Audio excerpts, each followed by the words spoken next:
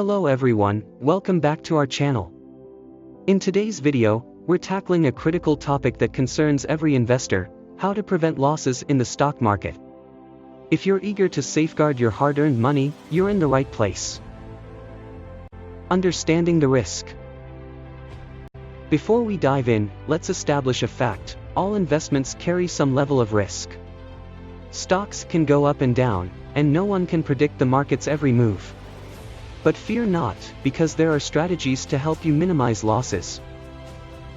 Research and due diligence. One of the best ways to protect your investments is through research. Study the companies you're interested in. Analyze their financial health, competitive landscape, and future prospects. The more you know, the better your decisions. Diversification is key. Diversification is a powerful shield against losses.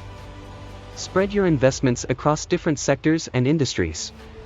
If one sector takes a hit, your entire portfolio won't suffer. Long-term perspective. Think long-term. Short-term market fluctuations are normal, but over the years, the stock market tends to grow. A long-term approach helps you ride out the bumps along the way. Setting stop-loss orders.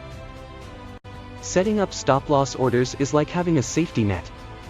These orders automatically sell your stock if it reaches a certain price. It helps limit potential losses if the market takes an unexpected turn. Avoid emotional trading. Emotions can cloud judgment. Fear and greed can push you to make impulsive decisions.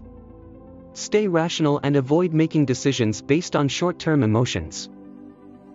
Bonus point: emergency fund. And here's a bonus tip: always maintain an emergency fund. Having extra savings can help you stay invested during tough times without selling your stocks at a loss.